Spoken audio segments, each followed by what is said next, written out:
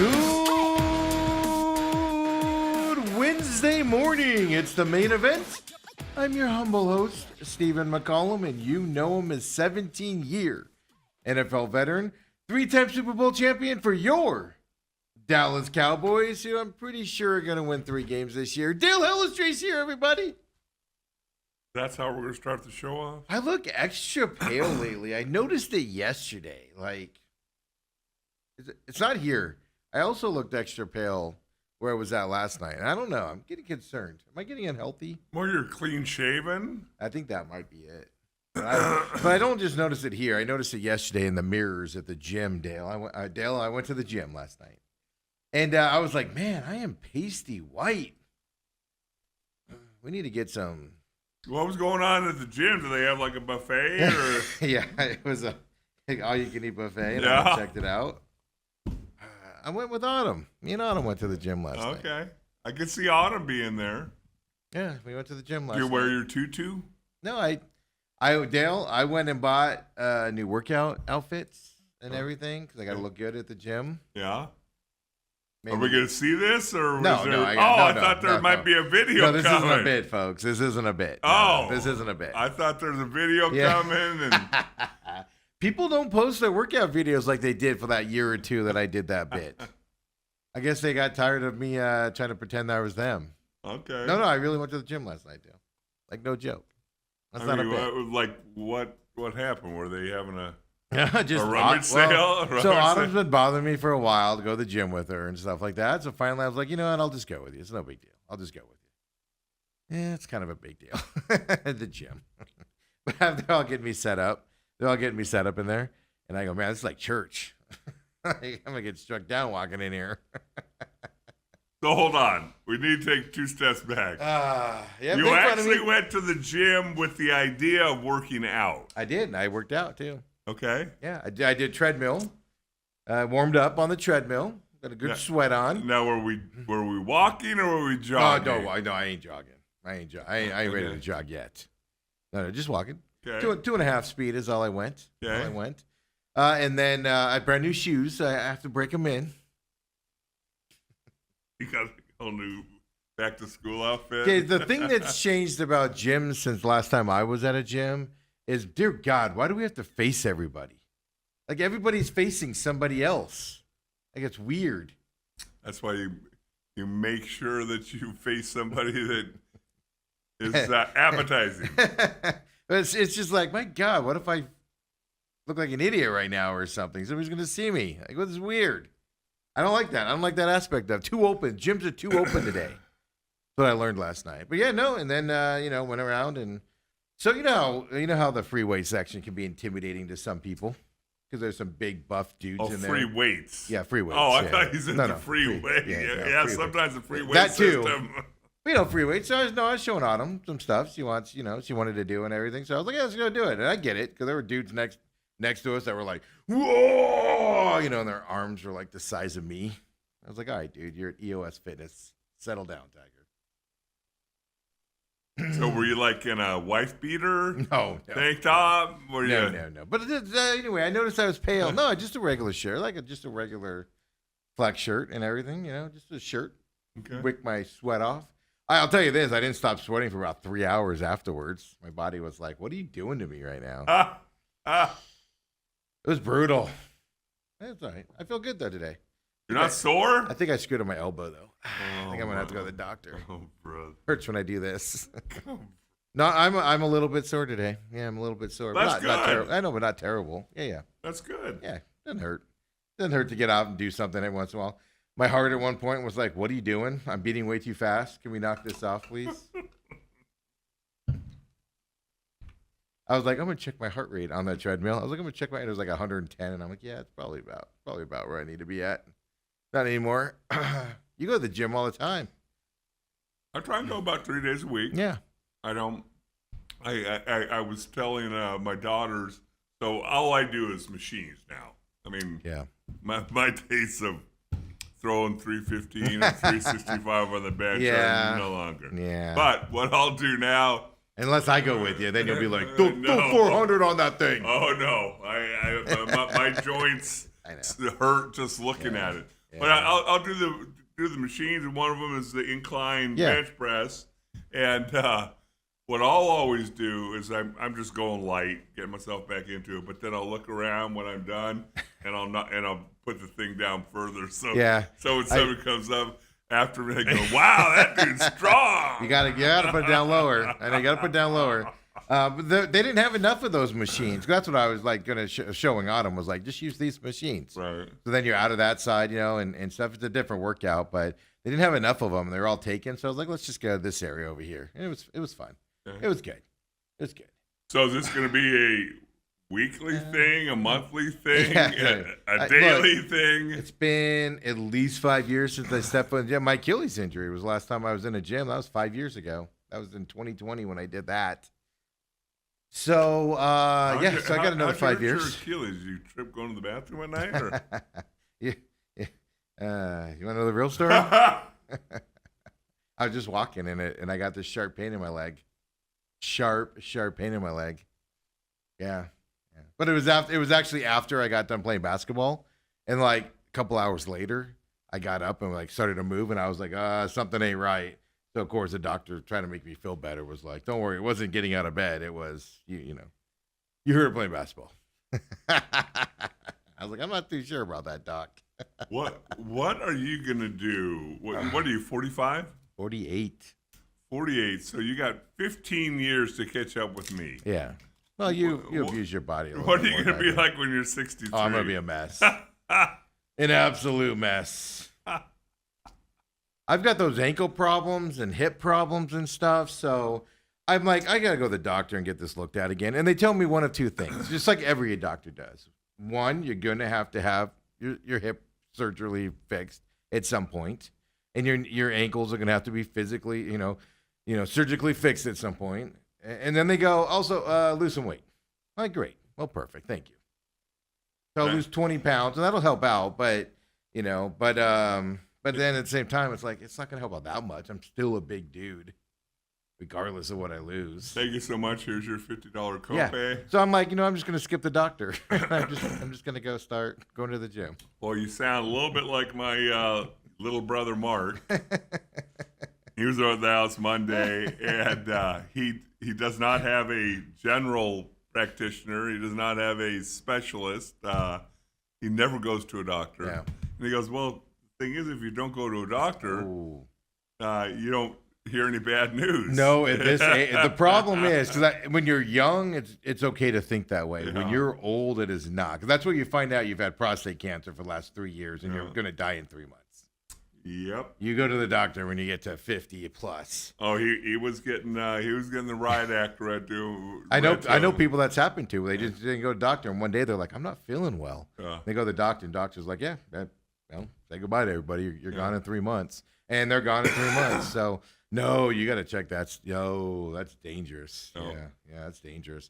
But yeah, no, I don't need anything wrong with me. It's just more. I'm sure I'll go see him with my sprains and my torn muscles But it is amazing though, and I realized this last night. I haven't lifted like a weight. I lift stuff all the time, but I haven't lifted a weight in forever. And I grabbed the 25 like dumbbells, and like it wasn't like super easy, but I was like, oh my god, I can lift 25 pounds like this. Wow, like it sticks with you, which made me think about you. You probably can like a couple times, not bench pressing, but I'm talking about like dumbbells and stuff. You could probably go grab like the 45 and just be all.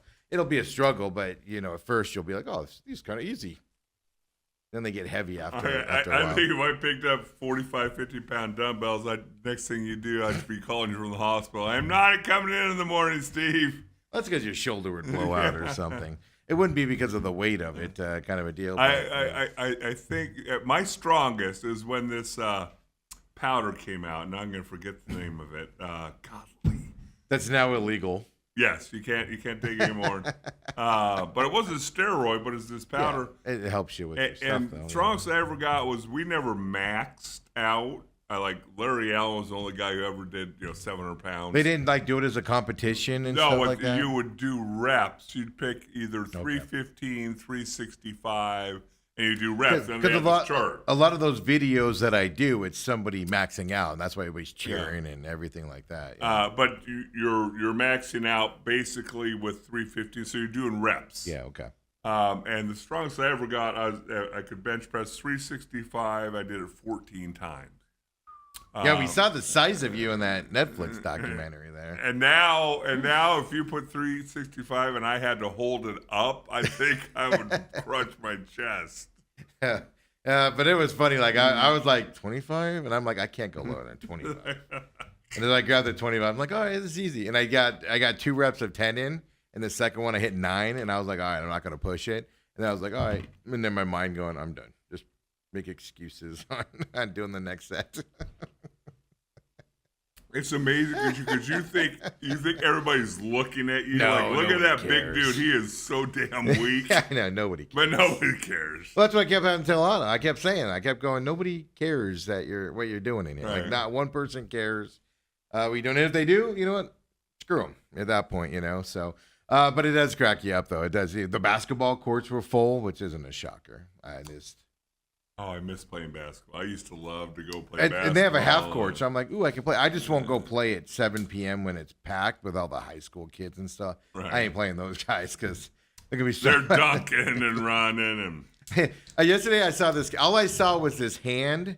Like I was standing over there doing something, and all I saw was this head and this hand go right by the basket, and I'm like, yeah, I'm not playing with those guys.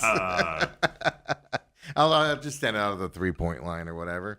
But I'm sure there's a time like noon or 12:30 or so. I get out of here and I can go play. Well, I think at basketball or something. lunchtimes, Yeah. most of those places, it's business guys and. Yeah, exactly. So, but it was just funny. I was like, a lot of young kids in there. I'm like, yeah, not doing that. So, but yeah, that's my new lot in life. You know, so one day you might get a call that I'm either had a massive coronary or I've seriously hurt something. I can't move. I'm in traction. One of the two. So it was my night last night. How was your night? What'd you do? What did I do last night? I actually went to the gym. Oh, Did my little executive workout.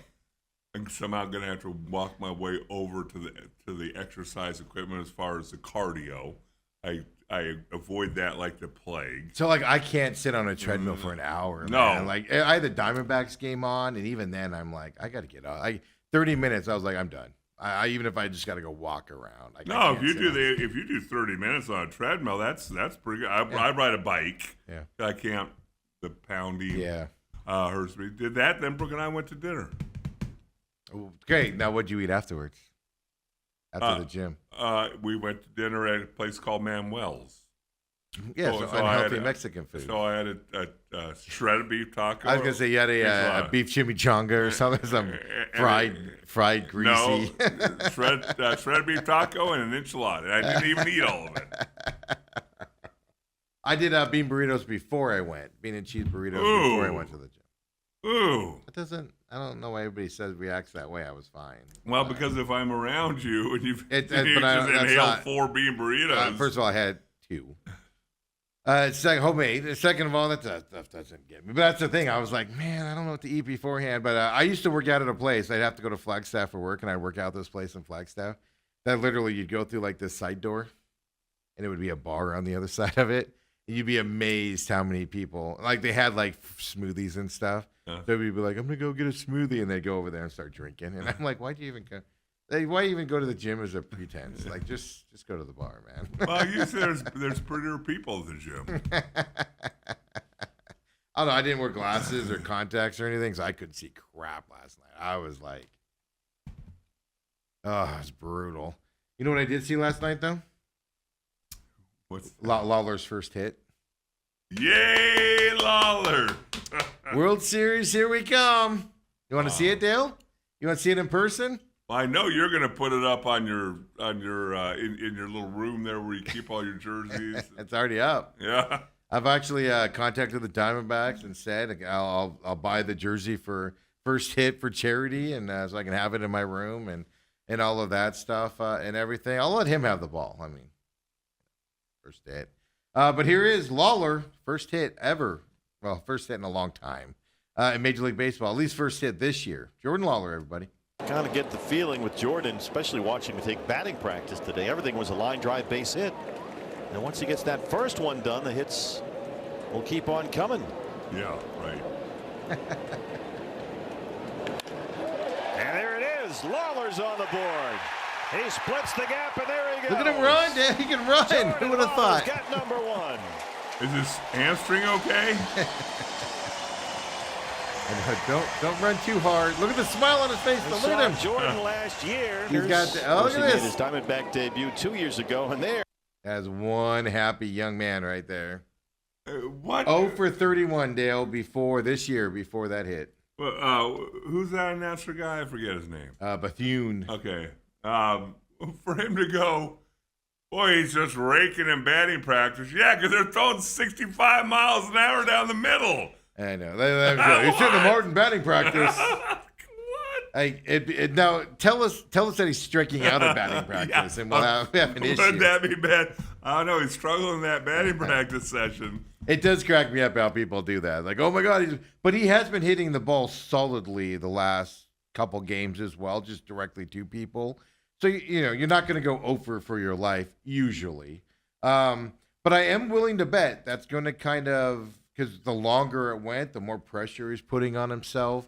He's at the bottom of the lineup with, quite frankly, two other guys, Locklear, that aren't hitting well either right now. So he's not going to get a lot of good pitches to hit, etc. So I do think this first hit, and he had a second hit yesterday too. So, but 0 for 31, first hit since 2023. Obviously, he didn't get called up last year after just hitting so well down there. I think this is fantastic. I think World Series bound now. Bring Torrey back next year, bring Hazen back next year, bring everybody back. And then just put Lawler there at third, and we'll be good. Let's do it, Dale. Robert says, given your age, you need to move to kettlebells. Haven't had problems with my shoulders since I started using them. Yeah, they were being used yesterday and everything, but I have shoulder problems, so I'm extra careful with them and stuff like that. But I wasn't doing enough that I have to worry about my shoulders at all. Kettlebells are weird, though, man. Yeah. No, thank you. I'm not a CrossFitter. That's the problem as you get older, especially when you haven't gone in a while. It's just you get stuck in those old ways of doing. Like my brain still thinks I can do stuff that I can't do. Let's just put it that way. Yes. So I'm sure I'll get to the kettlebells here coming up as well. But there's actually been times, because I've been trying to get into the gym 3 times a week or so, and I try to golf 2 times a week, and so I can stay active, and keep moving my body, and keep that dementia away, Dale. Yes, but there has been times where I've actually, because I always say the hardest part is getting to the gym. Yes. I've actually driven to the gym, had to return a couple emails or texts, and then look at the time and go, man, I ain't got time to work out, and turn around and try back home. That's sad. Yeah, that is. Hey, that's bad. I got the hardest part over with. They say. Yeah. I mean, I'll give you that. You got there. Because it's very, like, even last night, like, Autumn was like, we're going to go earlier, and then she had to push it later, and I was like, yeah, we're not going. Like, I was like, yeah, we're not going. I'm going to be asleep here in about 30 minutes. We're not good. And then all of a sudden, she's like, I'm ready, and I'm like, dang it. Dang it. All right, let's do this. I was even like, I have no water. I got to stop for water. Like, I was trying to find every excuse in the book, right? But, yeah, driving to the gym, though, sitting in your car and then pulling out, that's a weak move, man. That's a weak one. It's an investment of time. Yes. We ended up being there for like an hour and a half, but that's just because we were taking our time and doing some, doing other stuff. Well, if I do it right, it's probably an hour and a half because I'll do 15 minutes on the bike. I'll do about 40 minutes of workout. Yeah. But then I like to go steam. Oh, you do that stuff. And then it's shower, and then shave. And the next thing you know, it's an hour and a half. Well, that's different. You do all that at the gym? I'm going to use their razors. I pay money to use their shaving cream.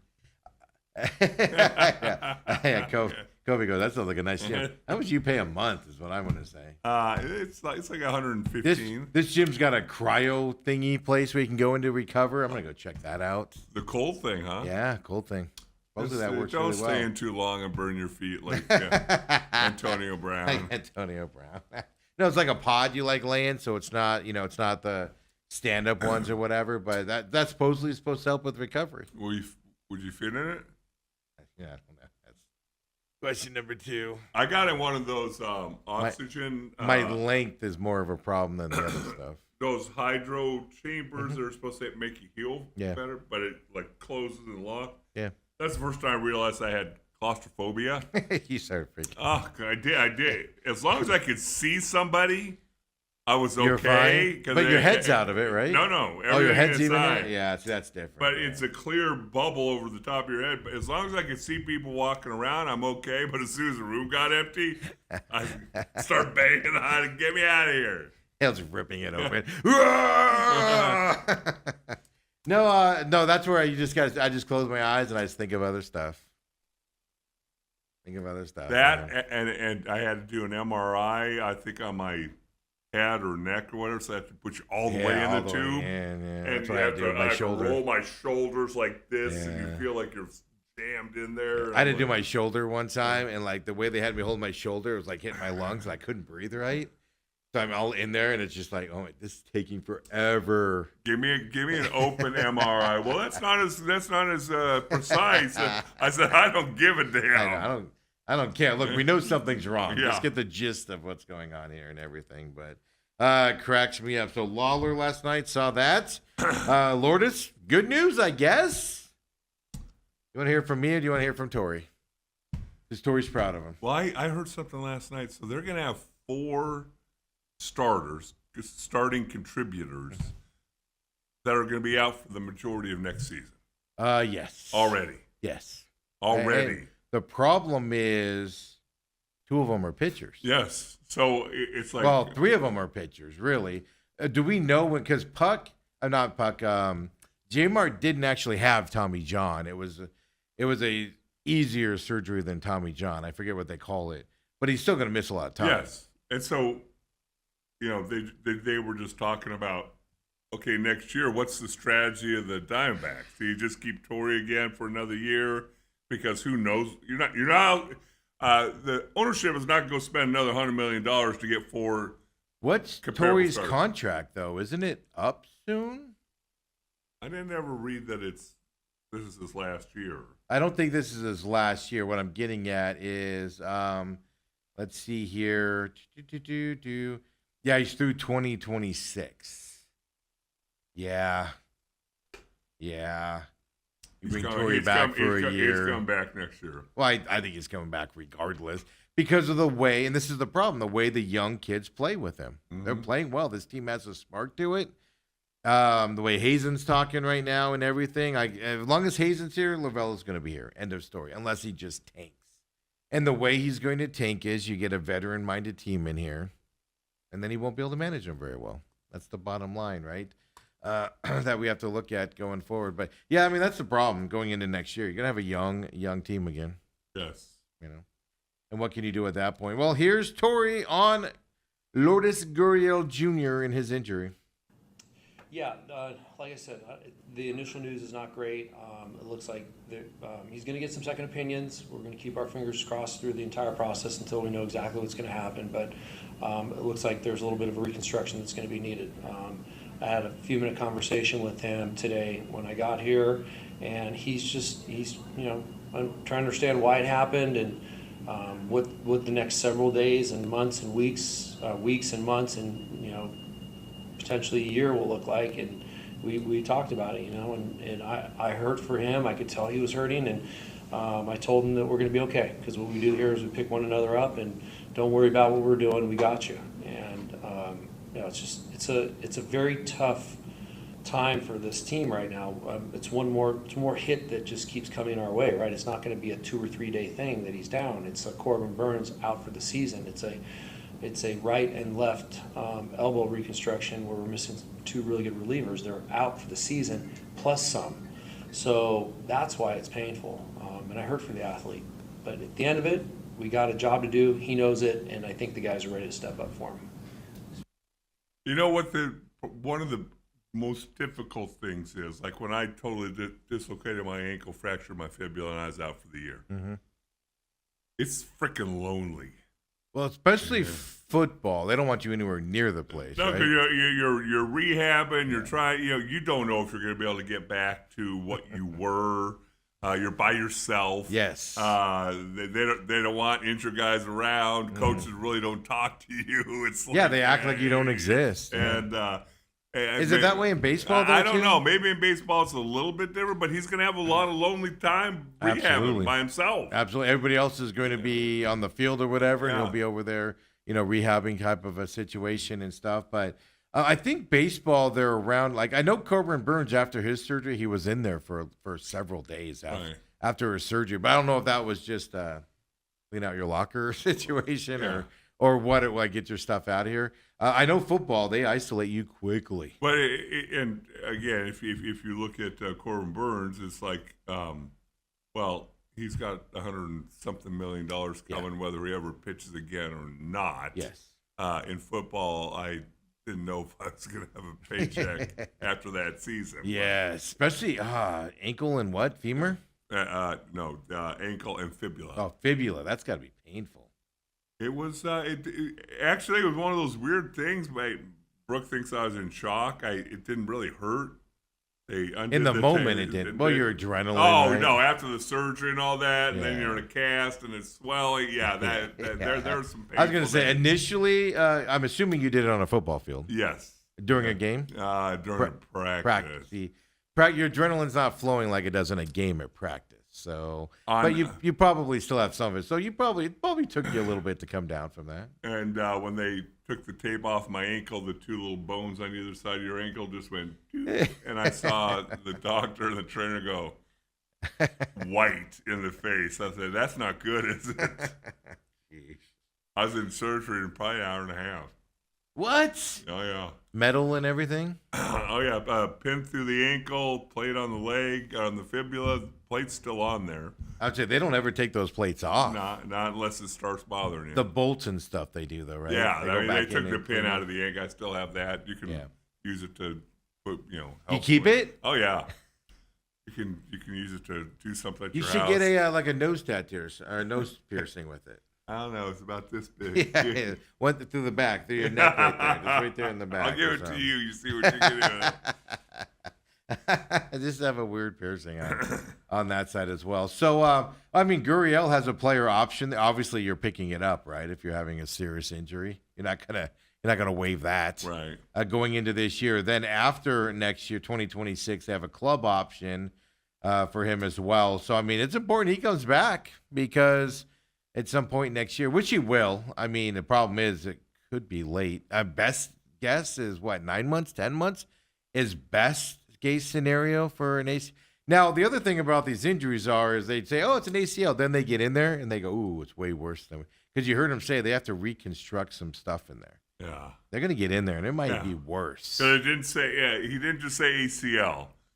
He said reconstruction. I know everybody else was reporting torn ACL, Yeah. but when you hear the reconstruction side, yeah, you're like, oh, like that could add just months and months onto the rehab on top of it. So I mean, that's the thing. I mean, Corbin Burns, right, had a 2-year deal and then a player option after that to pick up as well. And so these guys, this is not just affecting this year, next year for the Diamond. This is affecting their future as well, because 99% odds are they're all picking up their contracts, obviously.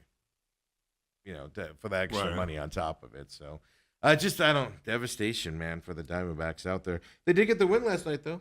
They did. They keep playing hard. I mean, you gotta give it to them, and I think that's why when you look at the upper front office, they're looking at it going, "Hey, we've been devastated. We gave away some people at the trade deadline, and Torrey still got them playing hard." Yeah, but that's what saved his job in when they had that 120 loss season, was they actually started playing better at the end of the year when they got some young guys up here. Torrey's done this at some point. You got to go, all right, this is what we got. But like you said, the attitude is, what do we got next? You're not going to bring in another coach for next year. No, because you're not going to go sign another Corbin Burns to You wouldn't- replace Corbin Burns. You wouldn't think so. No. Surprise us, Kendrick. Surprise us and do that. Yeah. So I mean, I told you 2 weeks ago before we got in this situation that they're bringing Torrey back. They're setting the stage for Torrey to come back, and the only way it's not going to happen now, I believe so, is if Hazen goes also, and then a new GM will want to bring in their guy, etc. To happen. But I mean, I even like the way Rashi came up. He struggled a little bit yesterday again in his second outing. ended up getting out of it. Isn't it amazing how the bullpen's gotten better as well during this? I like the way Chris Matt's pitching as a starter, fill-in starter, of course. I like the way he's pitching right now. I mean, bring back the pitching coach who's done so well this year also while we're at it. Just setting ourselves up for disappointment here. Coming up. I don't like it. Dale. Panic a little bit here. I got some baseball stats for you. Okay. Not Diamondback stuff. How about the big dumper? Did he hit another one? I think he's at 52 now. Is he at 52? So he's slowing down a little bit. Maybe that big dumper needs I don't know what you do. Needs a lift. Yeah. I don't know. Aroldis Chapman. Yeah, He has saw an that. ERA of 1 now. 16 straight appearances without allowing a hit.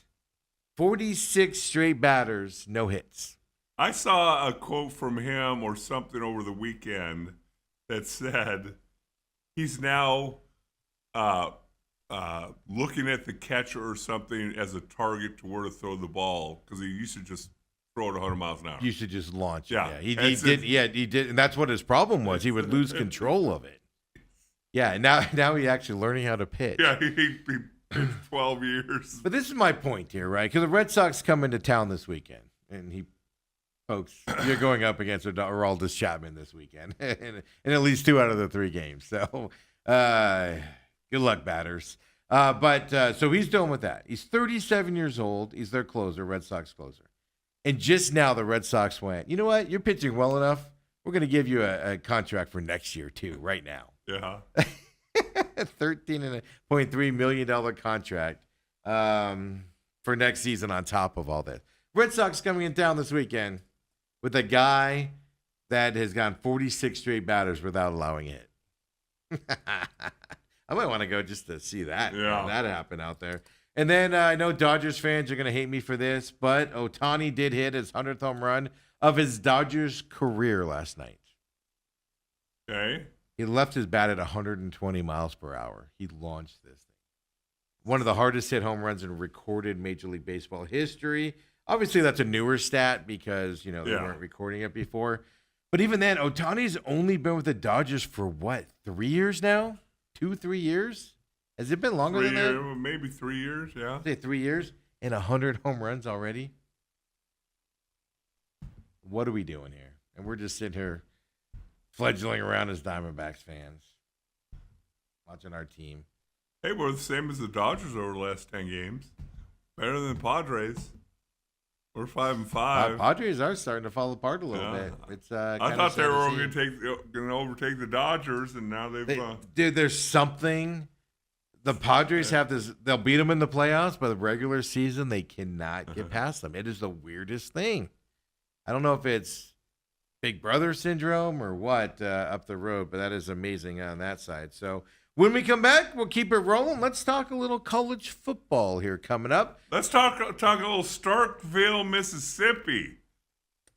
You see Kenny upsetting the. I saw your boy get everybody worked up in Mississippi because his babies have sensitive tummies.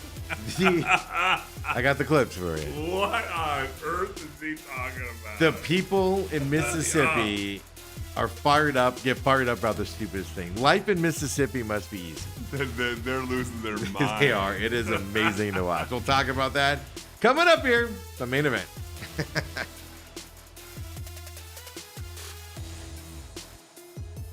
And we're back here, main event. Dale's going to take off a little bit early today, go play some golf. But I got you some second hour. I got you some NBA controversies. Are you seeing this Clippers paying Kawhi Leonard to circumvent the salary cap? Pablo Torre, big on that one. LeBron's Nike ad. What a clown that guy is. Okay. Have some humility on that side of it. But first, and by the way, some good news for the Diamondbacks, for you beer drinkers out there. Beer prices for your Major League Baseball stadiums out there. Now, I know they have more expensive ones. I don't know what the criteria here is on the beer prices. Throw this graphic up that we found online. Diamondbacks say $5 beers. Last time I was there, but they might be imports and big one. I don't know if this is just, from the tap, I think that's probably a 12-ounce beer from tap. Yeah. That's Yeah, not that's not the one of those 24-ouncers. Because the Angels are one of the cheapest because they purposely price all of their food and beverages cheaper so the common fan could go to it. But more importantly, look at this. Running the Rockies, $3. Holy heck. Rockies fans can get drunk watching their bad team out there. But the bigger thing here is Texas Rangers, $8. Pirates, $8.91. How does that make any sense? $14.99 for the Washington Nationals out there. Yeesh. On top of your ticket price. The people don't just go and have just one. There's money to be made there. No. That's all I'm saying. Money to be made there. So good news for your Diamondbacks fans. Some more good news for you. But I think if you go get one of those 24-ounce Modelo's or whatever, I think those are like $15. Yeah, they have those big ones at Diamondback. I see them all the time, and they weren't cheap. I didn't pay attention to the price, but I'm just like, what? Yeah. You can get that for $4 down the road. What are we doing? These teams make so much. That's why all the college. That's why Army started selling. Well, one, their team lost over the weekend. That's why Army started selling it, is they realized you can fund a lot of stuff in just beer sales. Who did they paid somebody to come play them? Yeah, they lost to a bad team. Yeah, they lost their star running back. Came here, Udo. Look at that. They didn't use him that much at ASU. I was gonna say, did he do anything Saturday? They didn't use him much. It was all Brown. Yeah. I like Brown as a running back. It's just he's not physical. Like coming off of Cam Scatteraboo, it is obvious. He likes to dance a little before he hits the hole. And, so it'll be interesting to see where that goes. But I tell you what, let's just look at this. AP poll came out yesterday. And leave it to the AP, right? You beat Northern Arizona soundly at the final score there. Nobody was up watching this game on the East Coast. But I guess all the narratives afterwards. AP poll here, ASU, moves down a spot here in this poll to number 12 from 11th. They moved down a spot by beating a foe out there with other teams losing ahead of them. They moved down a spot. I don't. You know what? Just remember last year at this time, they were nowhere to be seen in the top 25. I know. I'm making fun of it more than I am upset about it, obviously. LSU. LSU moved up 6 spots. Big movement by them. I think they're the biggest move up in week 2 in like the history. Texas moved down 6 spots, which actually shocks me. I only expected them to go down 3 or 4 spots, to be honest with you. They moved down to the biggest fall of a number 1 team since Auburn did it back in 1980 something. That's how long it's been since that's happened from that side of things in that AP poll. It is an amazing thing, to see where guys go. So, Texas's fall to number 7. Auburn moved to number 8 after losing their 1984 opener. That's how long it's been. LSU has its highest ranking in week 1 since it was number 3 back in 2012. Miami's highest ranking after week 1 since it was number 5 in 2004. You forget about those early 2000 Miami teams, how good they were at some point. Right. South Carolina's in the top 10 for the regular season, first time since they were at number 8 in December of 2013. Are you noticing a trend here? SEC teams do a lot of movement here because they got to stay in the pool. Utah made it into. Was that AP they made it into? 3 teams in the top 25 are in the same spot they were in the preseason poll. Only 3 teams stayed in the same spot. A lot of movement after week 0. That's their week 1. Utah ended up coming in at number 25 with their dismantling of that. Just that unbelievable, vaunted, just bad luck UCLA Bruins over the weekend. I mean, just cannot believe how they just faltered like that at the end of that game or before they got off the bus. Powder and blue. Texas Tech is in there at 24. Indiana 23. Then you got all your SEC teams there, and then you got SMU 18 through 23 as SEC teams. About time. Yeah. Northern Arizona moved down a spot in their FCS poll after losing to Arizona State.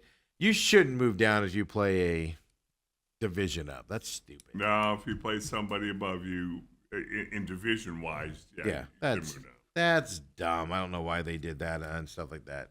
Now, the big thing here, of course, ASU goes to Mississippi State this weekend. Forget about Kenny Dillingham and all that. First, we'll talk about, they're traveling to a small town. That'll be our first sound clip we're going to do here. Then he's going to talk, then we're going to talk a little bit about cowbells during practice yesterday. And I will say this. Media people putting out the video clip I'm going to show you here is a little ridiculous because it's easy to make fun of. They also had speakers with cowbells and stuff like that to make it look a little bit better out there. And then we'll just talk about how soft those Mississippi State fans are.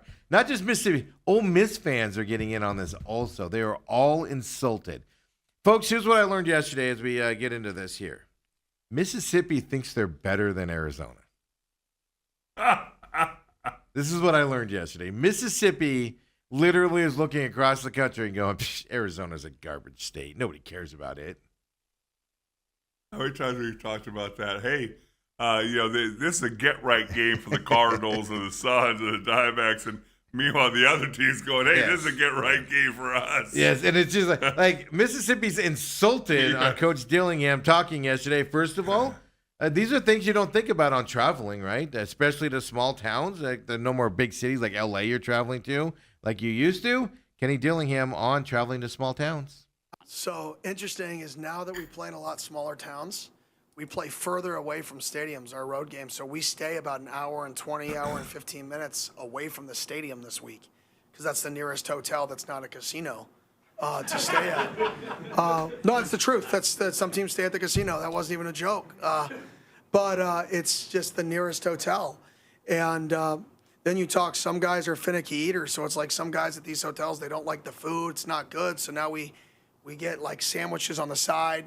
Texas Tech, we played last year, and our guys got sick the day of the game. We had about 10 guys that stomachs, they were getting IVs because their stomachs were sick from the food. I've never even said that, but it's just you're learning and growing along the way. So now it's like, okay, we need the food we get, and then if a player who's a finicky eater, we also need like a sub sandwich or a hamburger or something that they're comfortable with because you're gone, the pregame meal and then the night meal if they don't go that amount of time with a good meal. So that's something that I learned, when you're going to like Seattle, right? The food, their food's unbelievable, but some of the smaller towns, it's harder to, feed 160 guys. So we're just trying to adapt.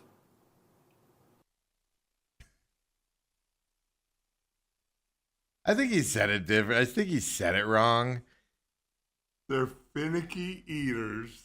Yeah. This is what cracks me up. And he's right, because ASU's used to traveling to big cities, right?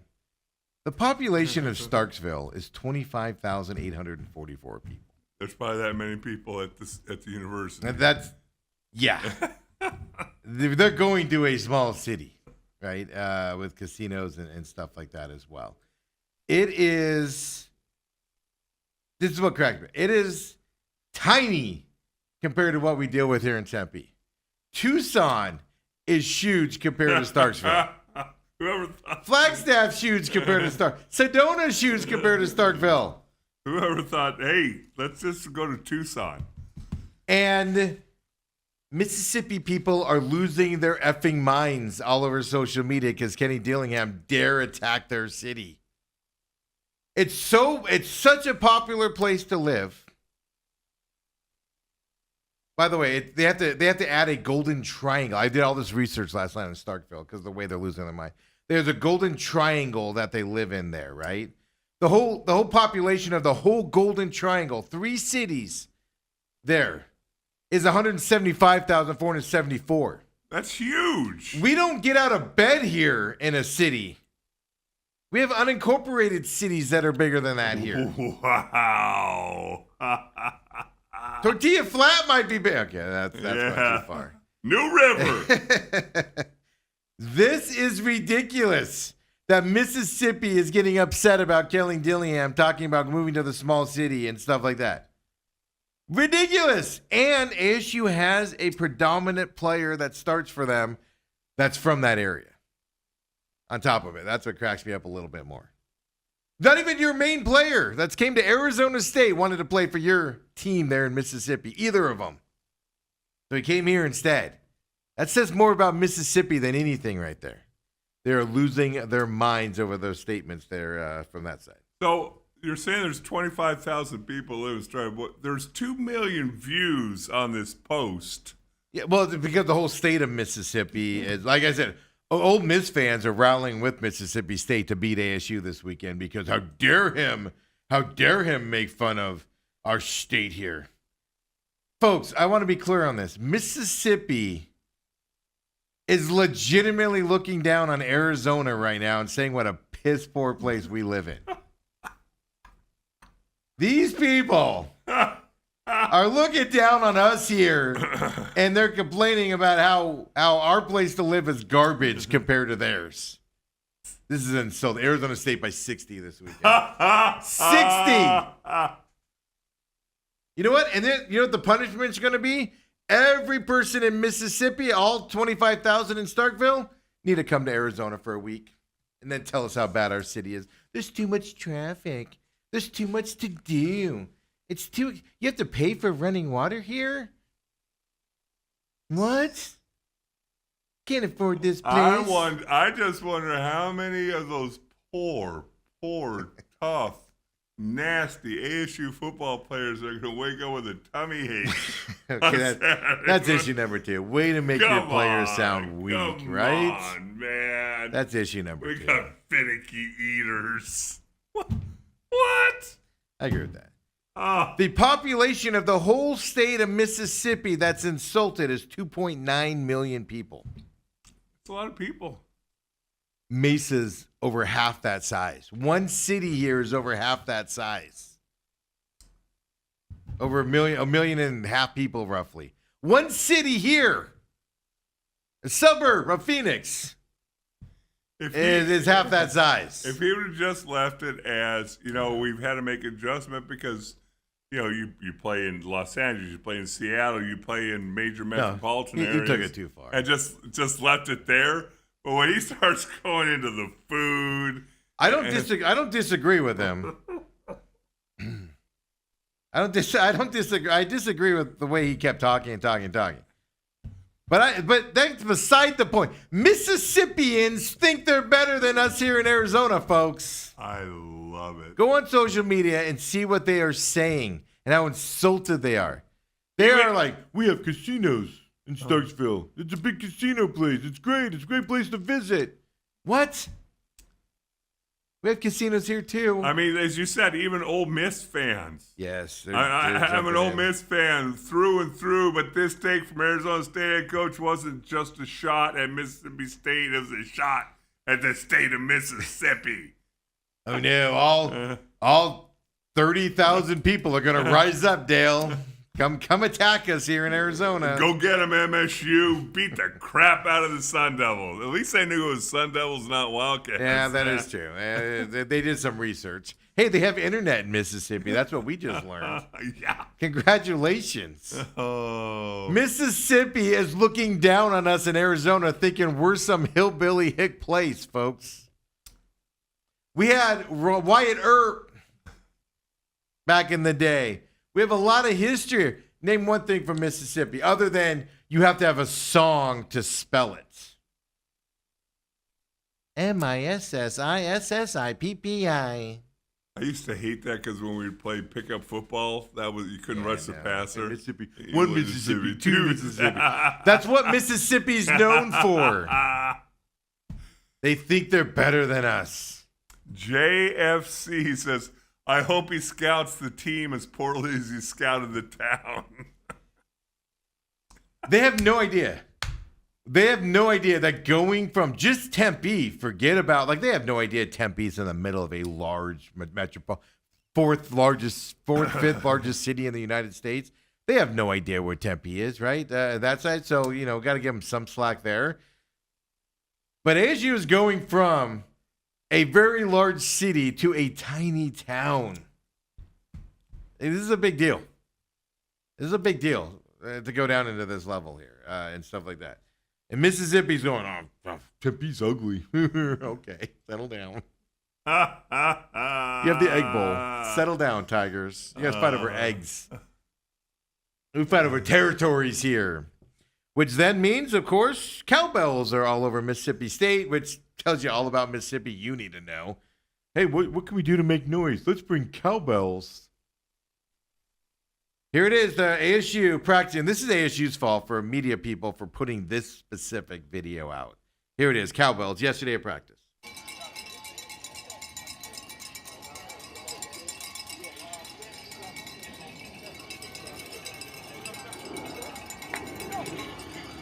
Number 64, if you get your tummy hurt. He doesn't like the what they have at the hotel. So I can understand Mississippi people seeing this video and going, "This is lame." Because I agree. Who did we see last year that was doing the spray bottle or something? Yeah. I think it was USC. Yeah. Yeah, because the rain was coming, and it was that weed. It was the weed killer machine, and they're pumping it up. Wasn't even a hose. Wow. So I can understand being made fun of for that.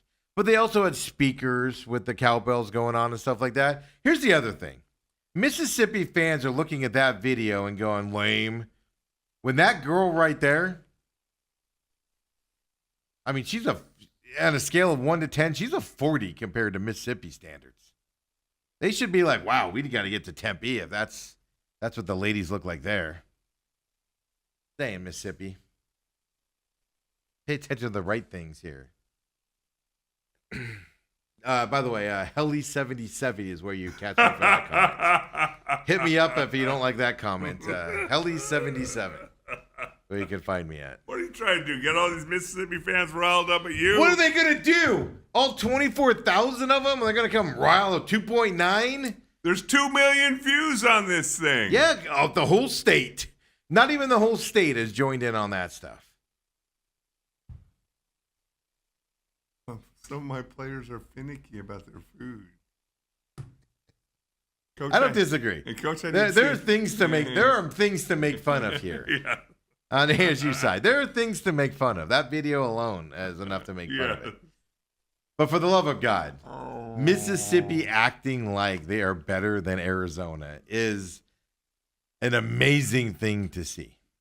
Rallying cry. Amazing thing to see on that. Boy, if ASU loses.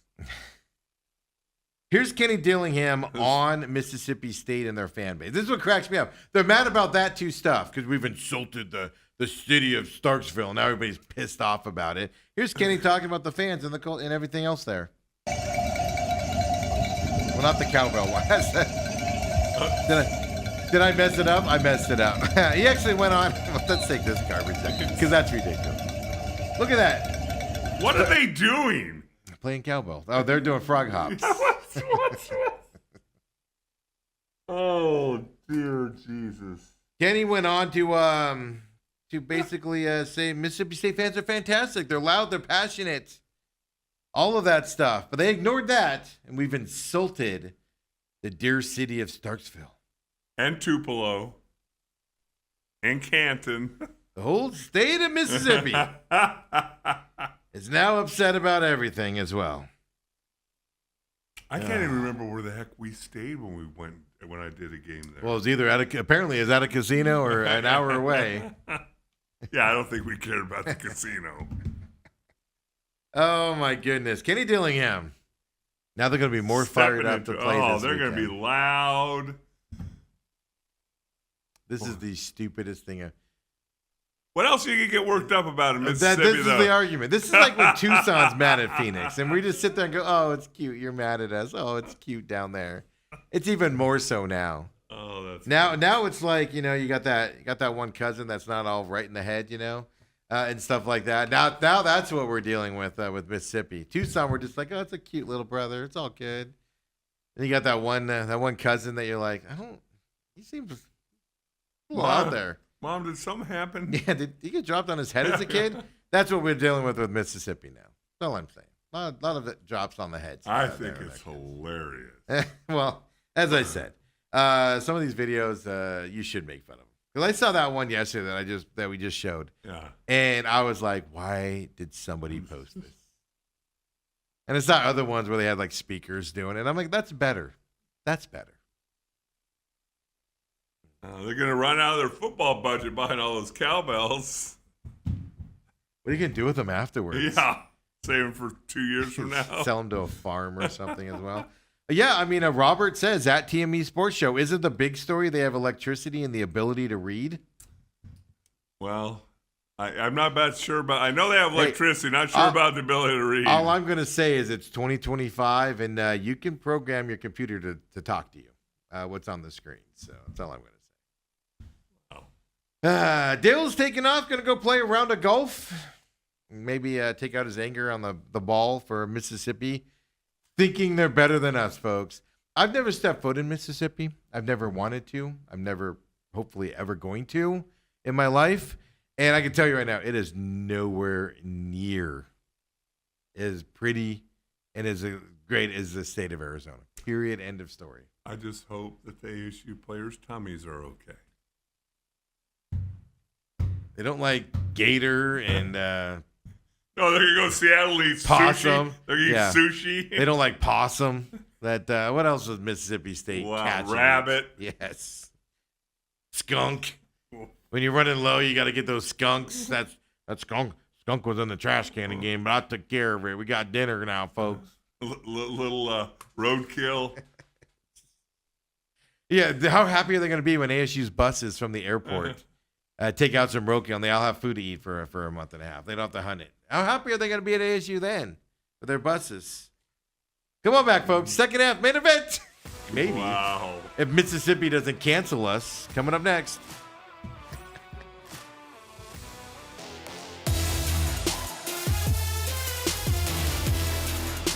And we're back here. Main event. Dale's going to go play a round of golf here today. And, while the weather's decent, I guess I should say, going into, monsoon season, I guess we can say. No storms. Yes, they said yesterday we'd have storms, and it just got dark. I saw a dust storm when I left the gym yesterday. Is all I saw over there. I don't know if you guys had one out there. Other things in college football news, we were just, of course, having some fun. I know Mississippi people are going to be all upset. We're making fun of them. But easy to do. We talked a lot about that. But here's an interesting, Yahoo put out, this was last week. I was kind of delving into it a little bit and stuff like that, right? Revenue sharing's all the rage right now in college sports with the judges' rulings, NIL money, etc. Here's what's interesting here, right? Because they actually have broken it down, Yahoo did, of revenue share budget allocations by position group, is what they did. So, like, for instance, the quarterback position, how much of the revenue sharing goes towards the quarterback position? Well, in the ACC, it's 19.4%. Big Ten, it's 14.4%. SEC, it's 15.1% to the quarterback position. Big 12 has the biggest amount here, 23.1% of their revenue shares. Slicing the pie there goes to the quarterbacks, that side. The SEC overall puts most of their allocation money into their defenses. Simple as that. SEC to the point where tight ends are 3.5%, wide receivers 15.9%, running backs 7.6%, and then quarterbacks 15.1%. SEC shouldn't shock you, right? Defenses are usually stacked out there. So most of their money goes to the defensive side of things in the SEC. Big 12 is interesting. It's kind of spread evenly across everybody. Quarterbacks, 23%. But obviously the people that protect them, the offensive line, only 10.5% of the revenue money goes to the offensive line. A lot of money into the quarterbacks, not a lot of money into people that protect them there. Other than that, the Big 12 is basically right about even. Defensive backs get 14% on average of the special of the pie. Everything else is about that 10% range. Tight ends are a little lower at 6.6. Specialists are 2.3. Nobody pays the specialists in these college things from that side. So it is fascinating to see here how it goes. Big 10, running backs only 9.7%. Tight ends only 4.8%.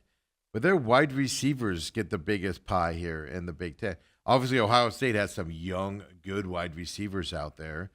16.8% is where they put that money towards it in terms of, slicing that pie there, or that revenue share budget allocations by position groups. This is fascinating breakdown by Yahoo that they put out last week. They didn't want to talk about it, if you want to go with this way. ACC, it's a 70-30 ratio.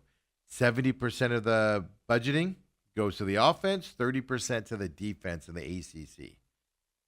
The Big Ten, 62% toward the offense, 38% to the defense. So still offensive driven.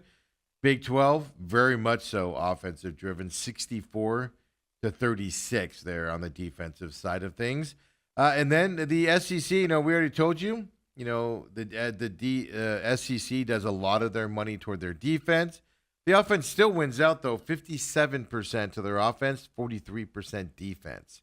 But there's a big difference here on the defensive side from the SEC. In the Big Ten and the SEC are fairly close, right? Big Ten is 62-38. SEC is 57-43% in terms of the balancing side. But the number that kind of struck me enough here, going through you hear all the time, right? The money transfer portal. We got to pay guys this, got to pay guys that. Here, they actually broke down income brackets for college football players as well. Like I said, this is all from Yahoo from last week here. So they assess Power 4 football players' annual earnings more than $1 million a year. 0.3% of college football players make that amount, over $1 million. Only 0.3%. If you follow the news and the word everywhere, you think many of them do. A lot of them do. However, a bunch of them do. 0.3% do. Now, $500,000 to $1 million, basically, 0.6% there. So we're not even at 1% yet. I'm sorry, 10%. We're not even at 10%. We're at 9% right now from $500,000 on up. That's a small piece of the pie in college here that makes that money. Then we get into the bigger amounts, right? The $100,000 to $499,000. 9.1% will make that much in the year. $50,000 and $99,000, 7.4% there. But then the big numbers. So that basically is what, 16.5%. So basically 50,000 to 500,000 is in this number here, 10% roughly. I'm sorry, 16%, 16.5% roughly. Well, 10,000 to 49,000, 16.1. Less than 10,000, 66.5%. Majority of your football players in terms of annual earnings, it's less than $50,000. Majority of it's less than 10%. But if you add up those other amounts as well, getting on that side, that's where we are. If you read the headlines, you read all the fears. Yes, there's big battles for like the Arch Mannings of the world and guys like that, right? But the money's just not there for these guys like you hear that it is out there as well. So it's something that just kind of catches your eyes. So, less than 1%, bringing in 500,000 above, as I said.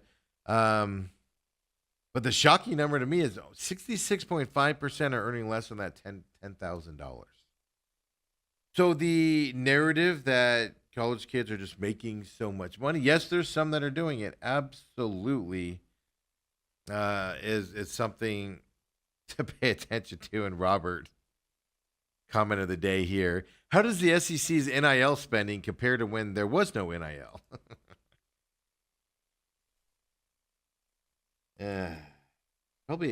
Probably down, to be honest with you, because you tend to spend more when nobody's looking, right? So maybe less at that point, but just fascinating numbers that have come out here against, with the NIL side and the revenue sharing. You hear all these scenarios. If you follow the news, a lot of it is just, how all these people are making hundreds of thousands of dollars, and it's out there. Millions of dollars is what they're making. And they're not. They're just simply not, according to at least these Yahoo statistics out there and things like that. So Yahoo put that out last week. Been kind of delving into it. And I didn't just go with the charts that they had out there and stuff like that. I broke down the actual surveys and and stuff like that. I was reading into it. It's fascinating numbers from that side. Yes, for Sam Levitt, you got to have $2 million a year for a top tier quarterback. For a top tier quarterback, you need $2 million a year, period. End of story. Ohio State needs more than that for that position from that side of it. Other than that, vast majority kids are just happy to be playing college football still and making a little bit of scratch on the side. That's what I get out of that story as well. So let's move over and talk a little bit NBA news out there. Two things. One, is there ever been, now, athletes are generally, I'm going to call them narcissistic. They're generally about themselves, especially the the best ones out there. They're about themselves. They live their lives about themselves. It's all about them and their, deal, especially in the NBA. Very, very about themselves. Now, they might still be team-oriented, but they have that where I get mine, and then you can get yours kind of a situation. Did you guys see this Nike ad that came out on LeBron James? I think it was yesterday. Well, if you didn't, I'll just play it for you right here. Here's the Nike ad. And first of all, no Nike logo in this ad whatsoever. How do you know? Here's LeBron James' ad here and what he put out. They called him the Chosen One. He carried the weight of every expectation on his shoulders. But he never broke. We were all witnesses. Every rival was defeated. Every idol was destroyed. He took the crown and kept it. Behold the greatness. He is the forever king. The hell was that? Like, Michael Jordan was an egotistical maniac too. Who called him the Chosen One? It was a self-anointed name, folks. The king was a self-anointed name. He called himself that. That is an example of just, how do I put this succinctly? I don't even know if I'm going to be able to.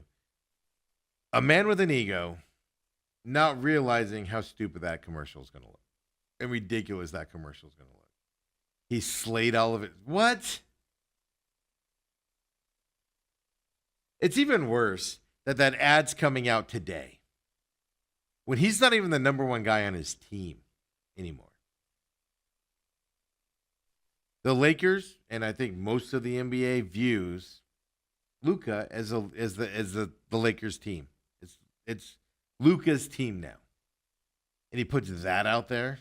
What are you doing? No Nike ad on it.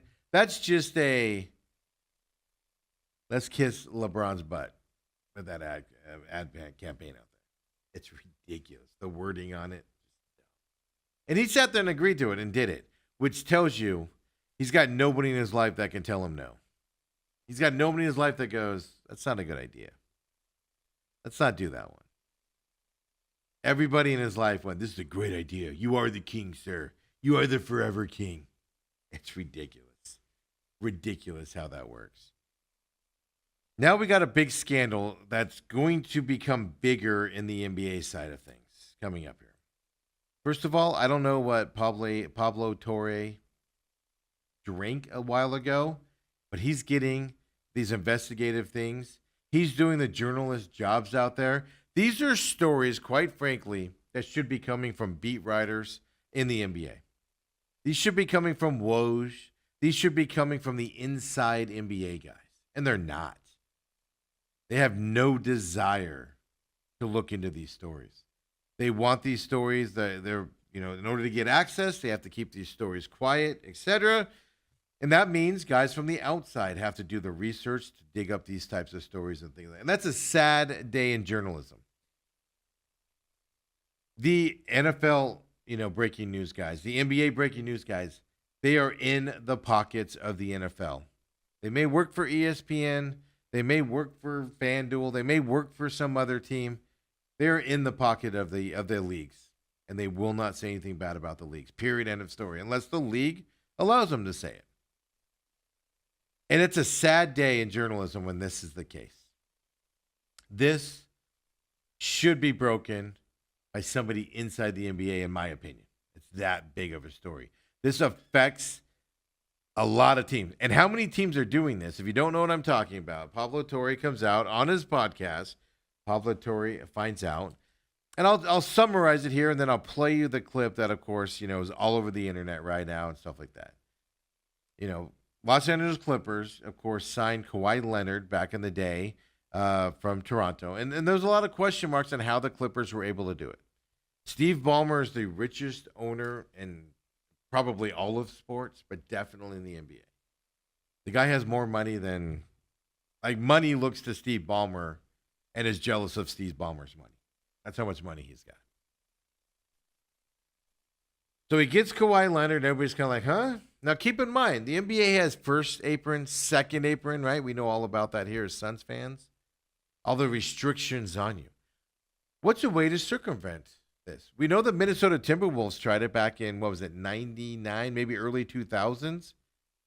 They tried it with one of their players where they signed him to a minimum deal with the promise they'd sign him to a huge deal the next year. And they were circumventing the cap and getting him, some extra rules, bird cap rules, etc. And they were caught, and they lost a bunch of draft picks and huge fine and stuff like that. This is way worse, in my opinion, on where we're at. If you don't know what we're talking about, well, I'll let Pablo Torre tell you all about it here from his podcast. I'm just going to let it play. Here's what's happening in the NBA, apparently. What we know is that NBA executives were suspicious of how Steve Ballmer's Clippers landed the most valuable free agent on the market, Kawhi Leonard. That the NBA did not find that Ballmer got Kawhi by sweetening their offer. Mm-hmm. But also that in March 2025, this celebrity-endorsed, multi-billion-dollar, allegedly fraudulent tree brokerage named Aspiration, which promises to clear your conscience and your emissions, they filed for bankruptcy. And this is where the clue is. What David's looking at with his glasses on is a bankruptcy filing, and there's a list of creditors.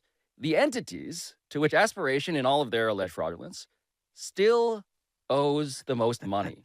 And what I noticed is what David is noticing right now, which is that on that list of creditors, up near the top, above the Boston Red Sox, is an LLC, a tiny little company that Aspiration owes $7 million.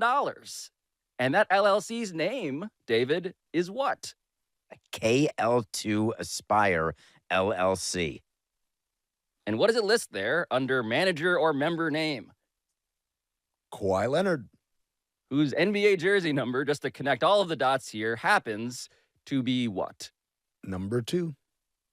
So then the question is, the Aspire part of KL2 Aspire LLC, right? Because, okay, he's getting all this money, millions of dollars.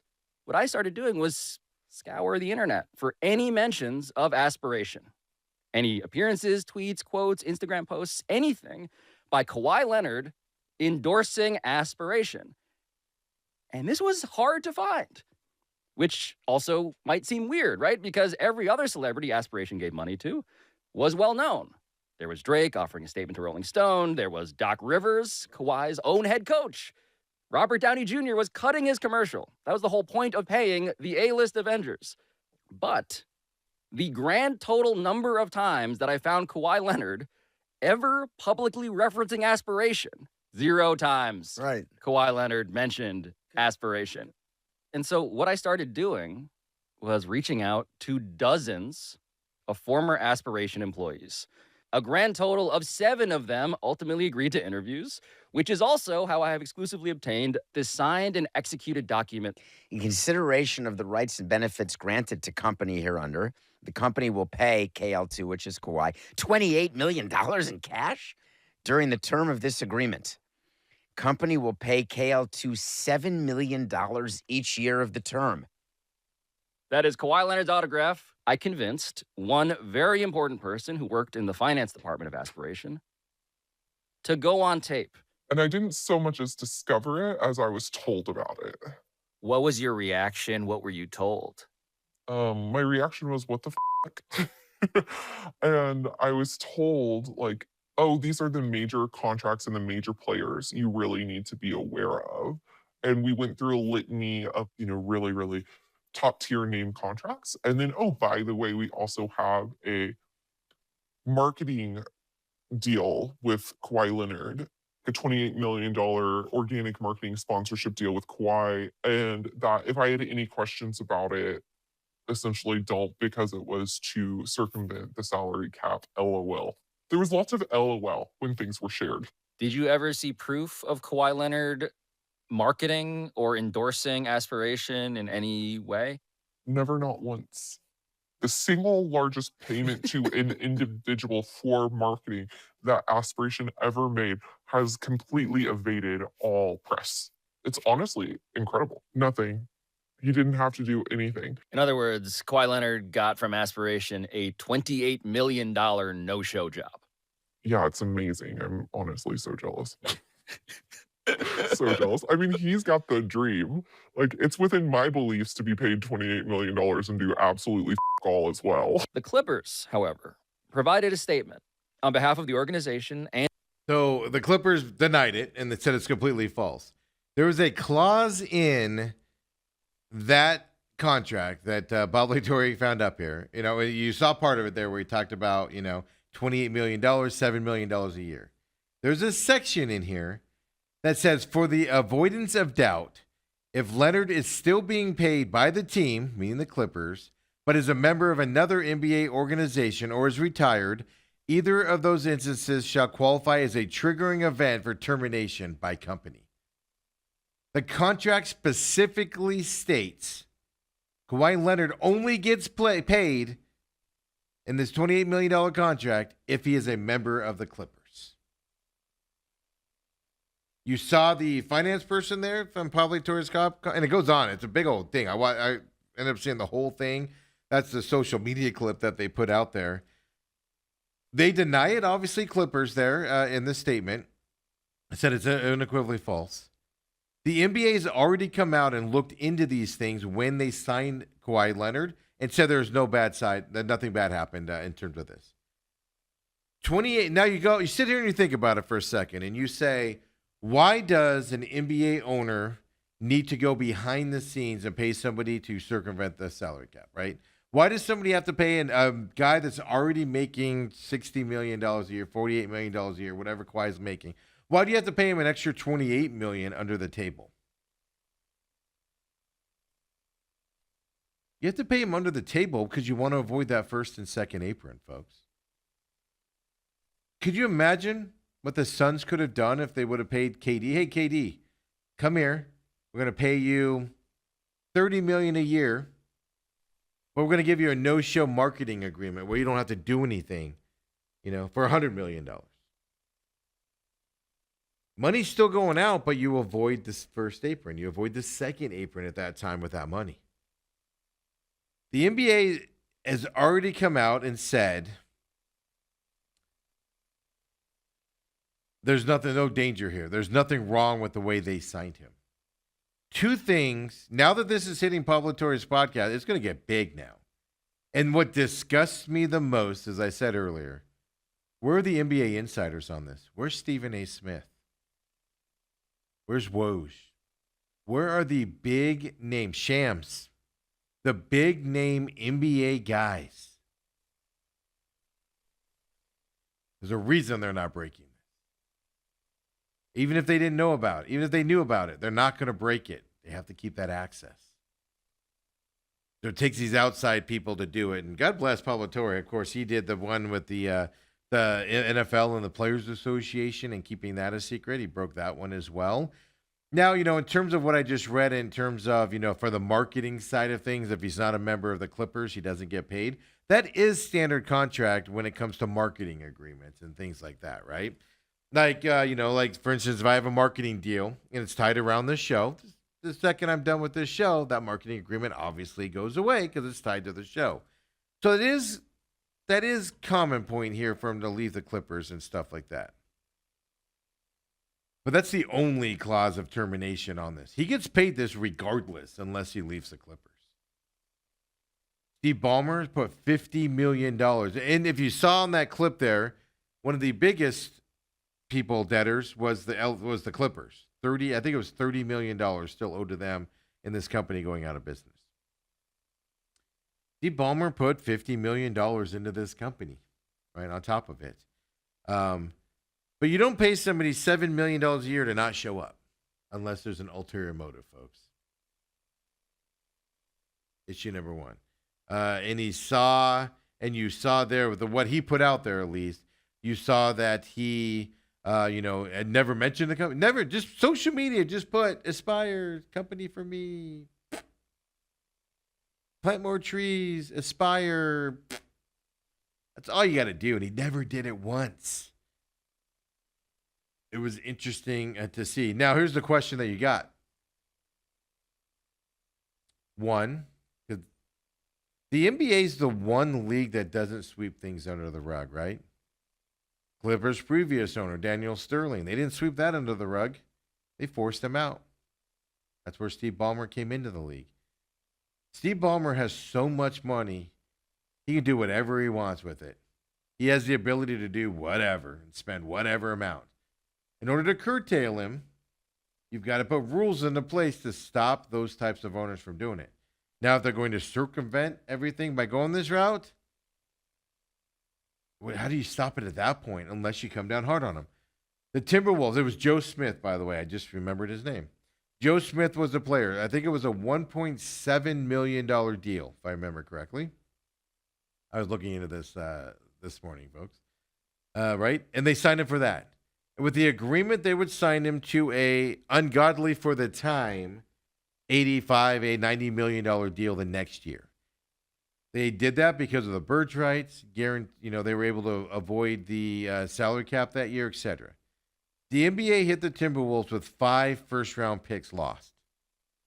And they voided Joe Smith's contract.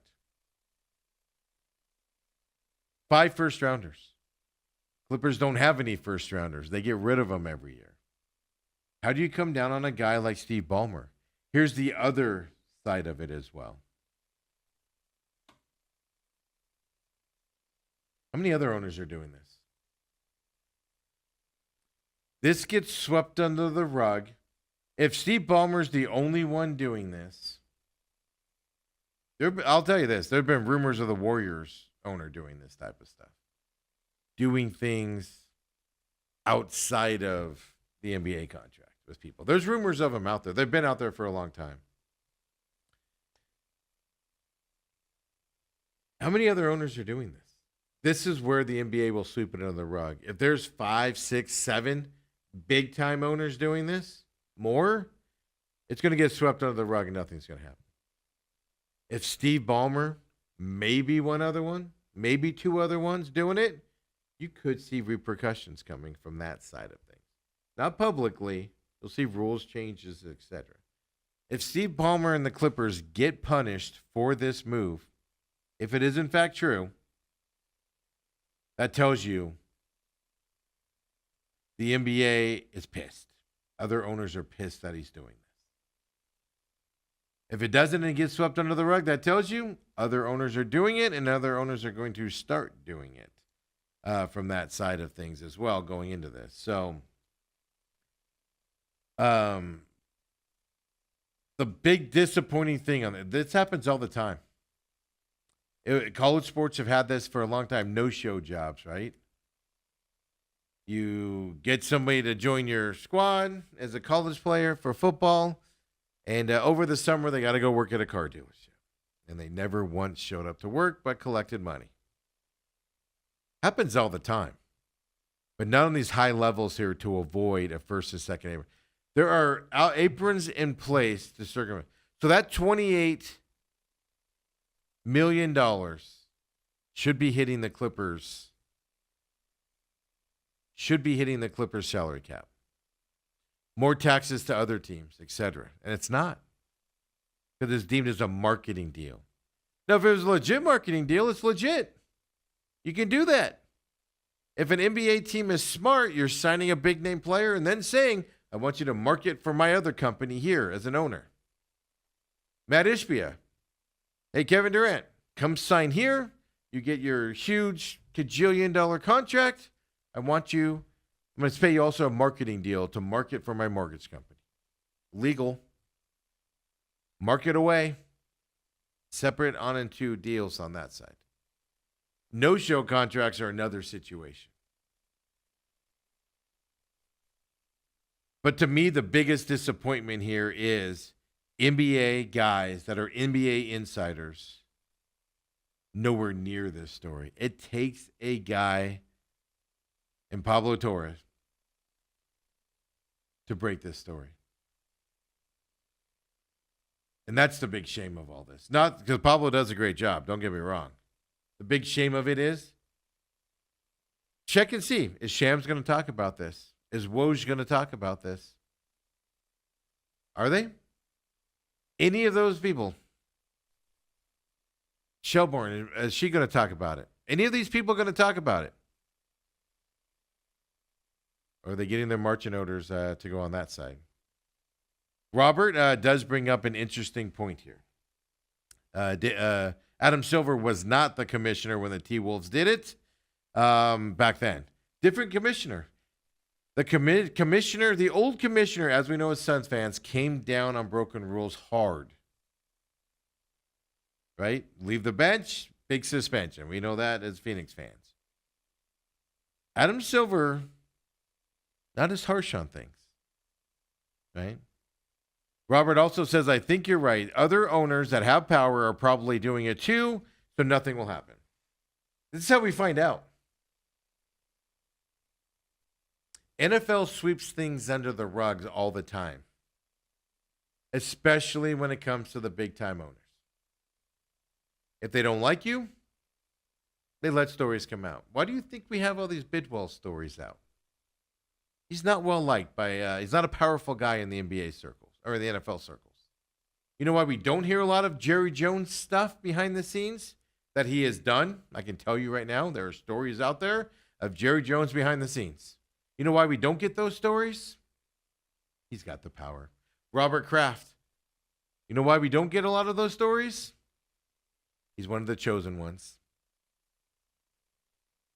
You know why it was so hard breaking? You know why John Gruden got caught up in the Redskins scandal, Commander scandal? Because the owner had the power in the NFL, and he had the powerful people behind him. That story just dragged out, and they took down John Gruden and other people trying to deflect because they had the power to do it. Panthers owner does racist comments, boom, out of the league. Sells his team and moves on.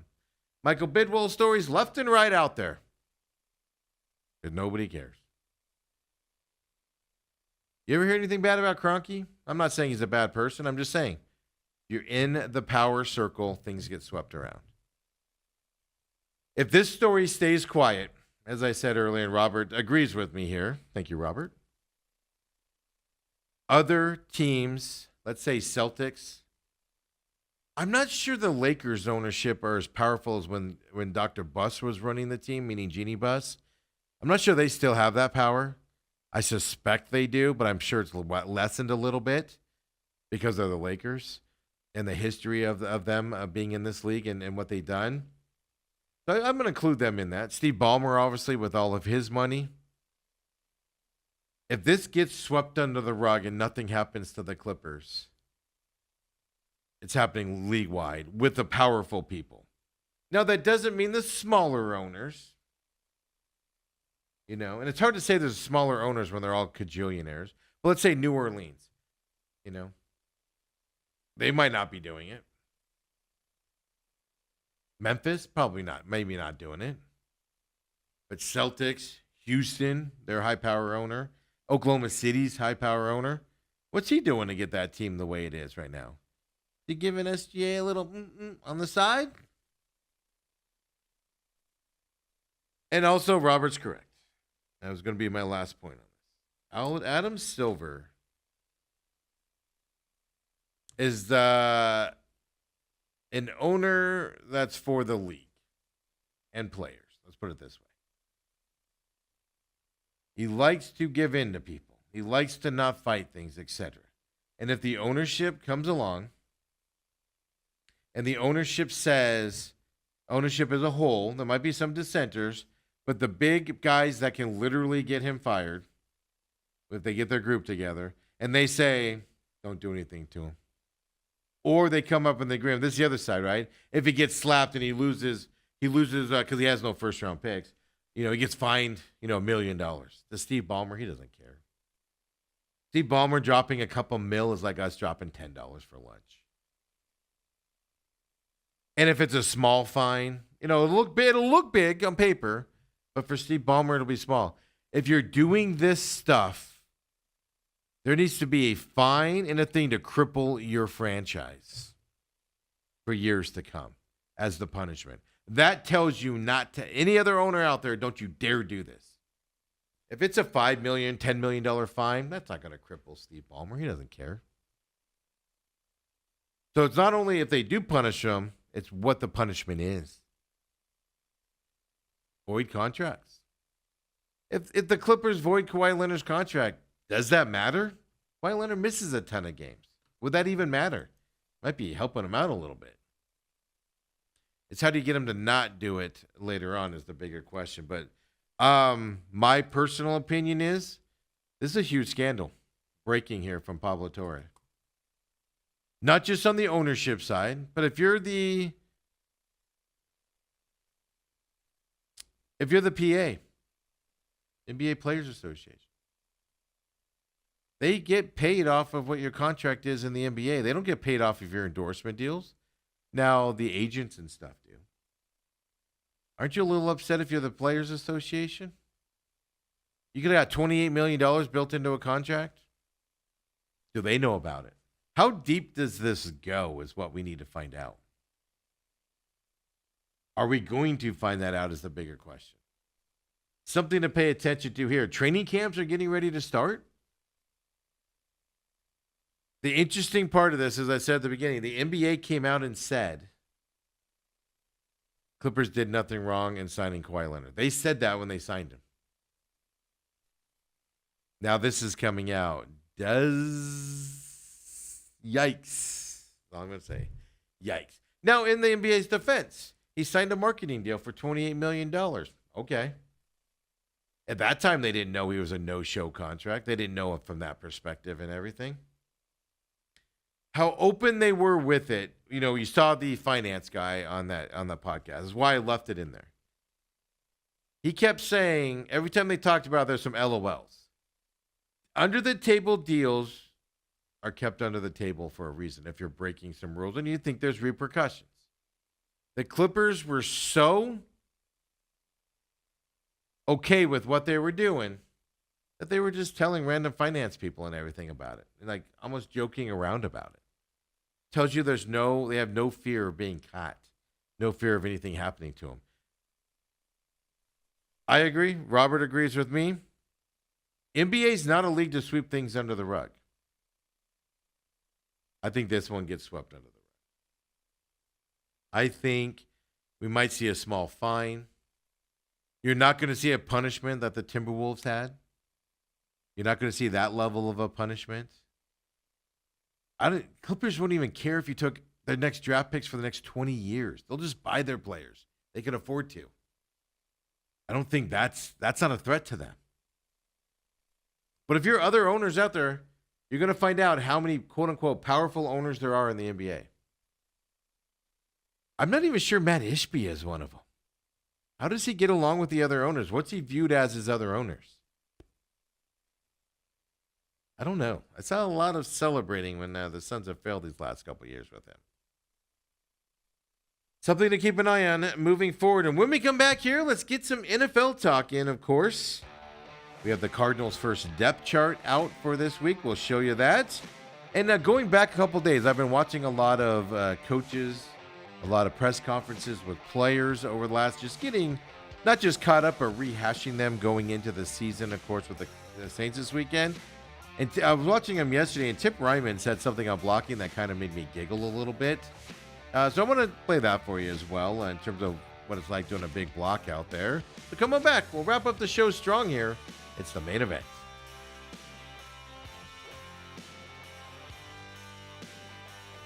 And we're back here. Main event. Dale took off a little early today to go play some golf. Don't forget, hit us up. Text line 623-252-6670 at the TME Sports Show, of course, on X as well. Hey, a new way to watch us as well, YouTube out there. Those of us that watch us live 8 to 10 a.m. on Robat TV with your subscription, thank you very much. Of course, You can find us on demand there as well. But now his shows are up here on YouTube also. If you just search the main event or at TME Sports Show on YouTube, it pops right up for you as well. All my shows are now on there. McCollum on Business, The Pit Stop. We haven't advertised it yet at all, and some of you have found it. We appreciate you guys doing that. Share us with your friends as well, of course. The free podcast. Like and subscribe to both the YouTube page and the podcast system as well. We'd appreciate you getting it out there. And folks, it's just having some fun, like you guys joining us. And YouTube thing's been a request by a bunch of people for a long time.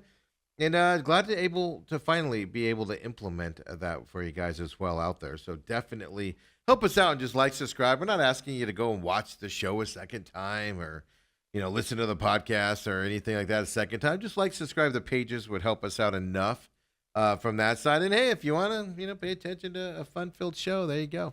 Catch it a second, third time as well. Of course, McCollum on Business for the first time.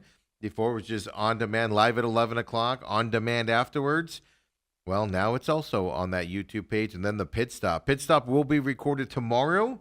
It seems like lately all the breaking news has been on Wednesdays. It's made it kind of difficult to do the show with what we want to cover. Pushing that to Thursday again this week here. But we'll get that out on the YouTube page as well as posted at Robat TV. Definitely give us a follow, folks, and share us with your friends. We'd appreciate that out there as well. And if you're interested in the business world at all, that's where McCollum on Business comes in, right? Stock market, stocks, business stories out there. Just more of a passion project for me on that one. Anybody catching on and watching it? That one we do for fun, to be honest with you. And we appreciate those of you that we see your live audience here, and we appreciate everybody joining us.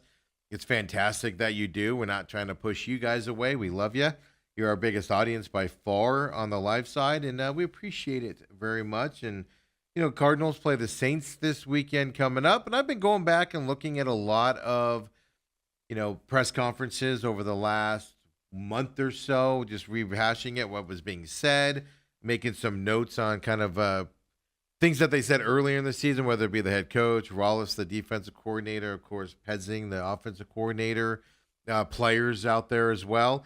And I ran across this one that I kept, right? Tip Ryman talking about, he was asked a lot of questions out there. This was, I believe, last week, by the way. And I saw this again yesterday, watching his press conference again. And it kind of just made me giggle a little bit. And I don't know, maybe we'll bring it up with Dale as well. But Tip Ryman was asked basically what it's like to make a block, what it feels like. Well, here's his description. Yeah, you feel it immediately. That's a good question. You feel it immediately. It's kind of like when you're asking me, like, do you have to think about the penalty stuff? It's just you're trained or untrained, and when you're trained, it's like you feel that, and it's almost like if you were to just have a Lego right here, and you just had another one, you slapped it down, it was perfect. You didn't have to fumble with it at all, get it on. It was like, you felt that it was in the groove, it was perfect. So you're throwing pots, and it's just right there, it's perfect. You just know it when you feel it, man. Know it. I don't know what he's talking about. Maybe we'll save that one for Dale coming up. But this is the second press conference now, right? We showed you the Kenny Dillingham one earlier, talking about, being on the road in these small towns compared to obviously what we're used to here in Arizona.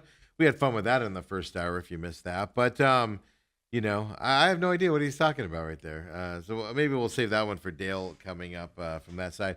By the way, ESPN just came out with an article on the Clippers, what we just talked about here, and the allegations from the about the Clippers paying Kawhi Leonard under the table, that $28 million as well. So I think so. This story is going to blow up.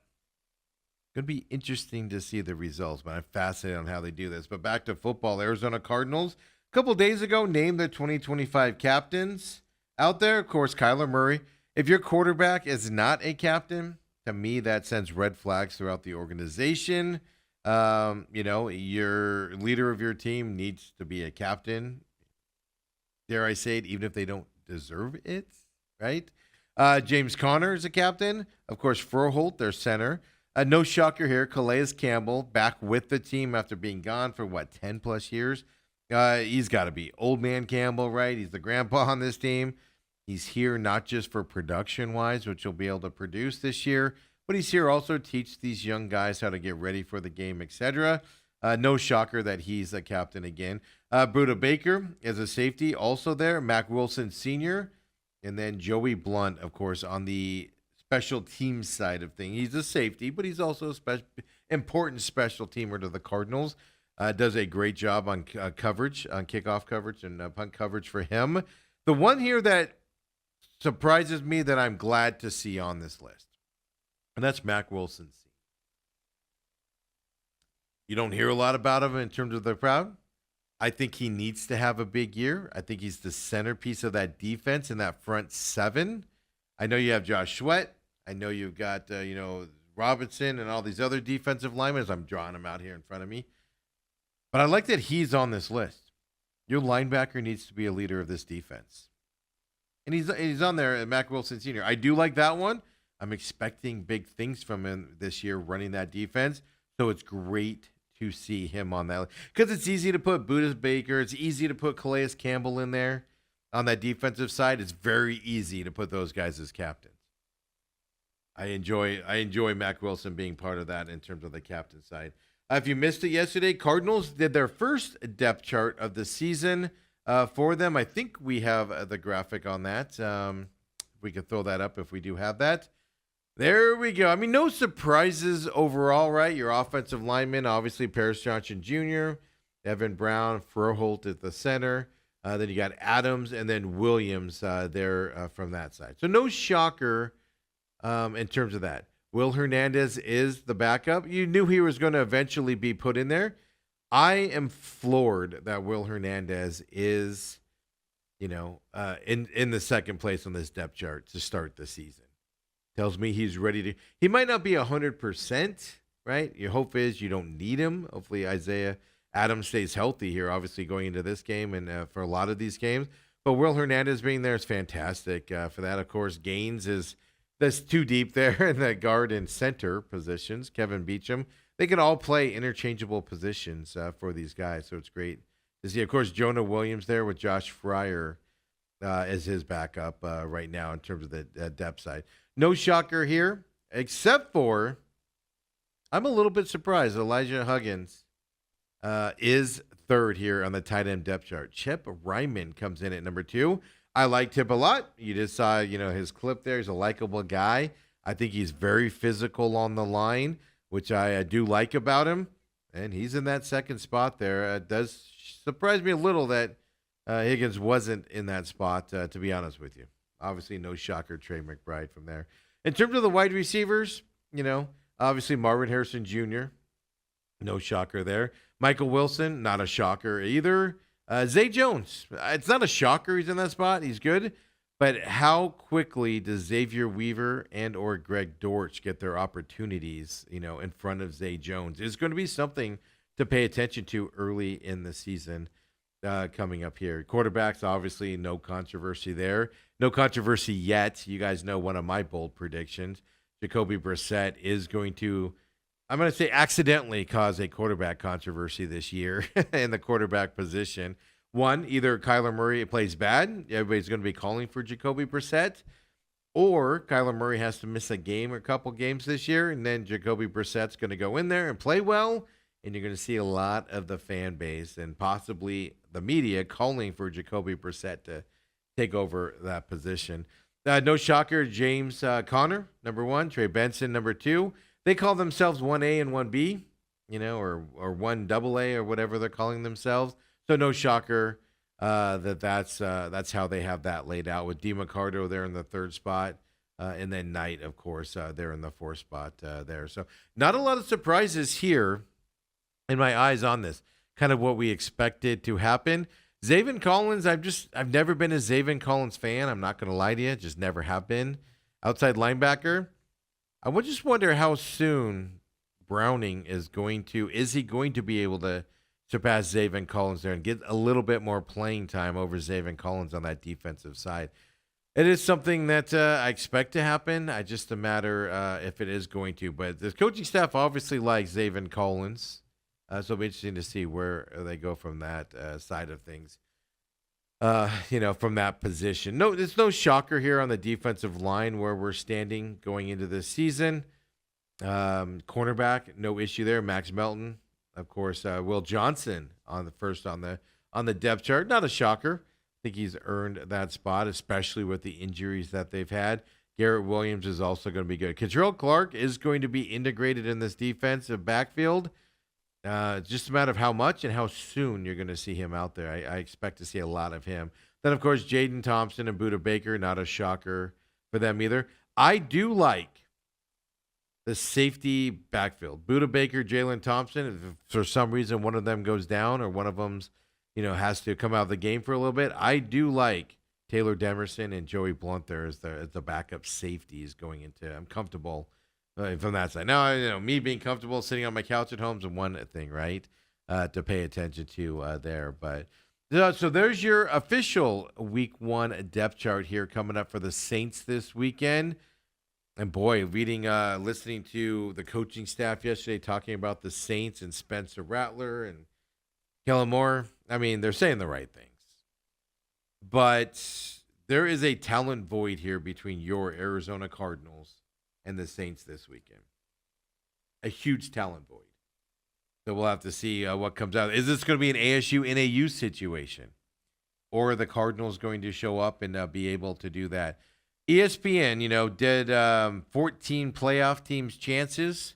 They did their picks here and everything for the NFL season. And so interesting enough, right? It's a national perspective of the NFL season.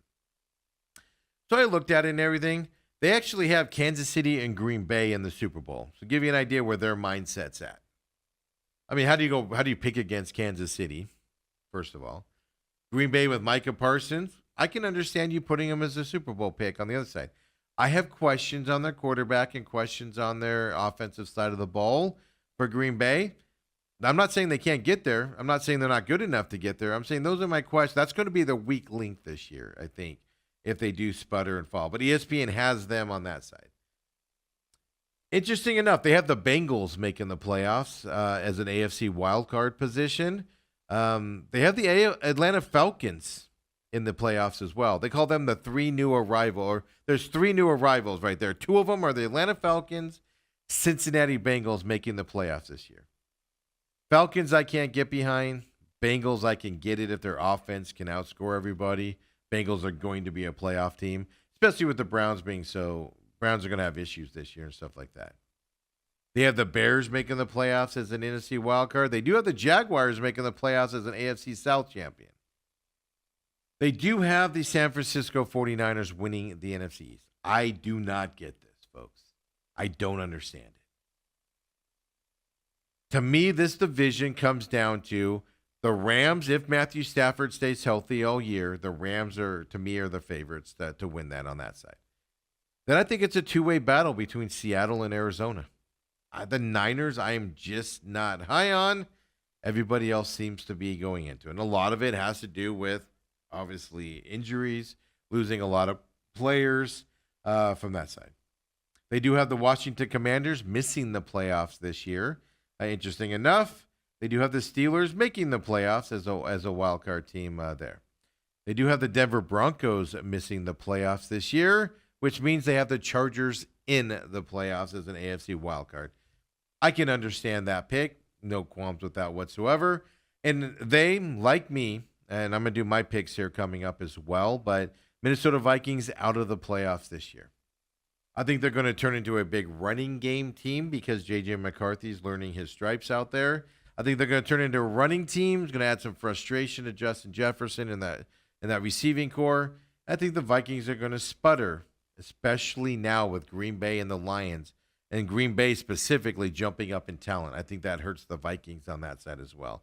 So ESPN does have them out of the playoffs coming up as well for that perspective.